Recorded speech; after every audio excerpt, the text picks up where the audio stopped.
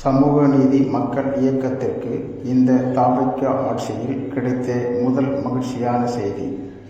Chennai Broadway பேருந்து நிலையத்தில் குடியிருந்த 19 குடும்பங்களை காலி செய்து அவர்களுக்கு வீடு கிடைக்காத நிலையில் நம் இயக்கத்தின் நிறுவனர் மற்றும் பொதுச் செயலாளர் கே அம்பேத்கர் தாசன் அவர்களும் அன்பு சகோதரர் TKA சுந்தரமூர்த்தி முன்னாள் தென் சென்னை மாவட்ட இளைஞரணி செயலாளர் அவர்களும் மேற்கொண்ட தொடர் முயற்சியால் அனைத்து அதிகாரிகளையும் சந்தித்து 19 குடும்பங்களுக்கும் குடிசை மாற்று வாரியத்தின் மூலம் வீடு கிடைக்க எடுத்த முயற்சியில் மாநகராட்சி ஆணையர் உத்தரவிட்டும் அவருக்கு கீழே உள்ள சில அதிகாரிகள் முட்டுக்கட்டை போட்டு தடுத்து வந்தார்கள்.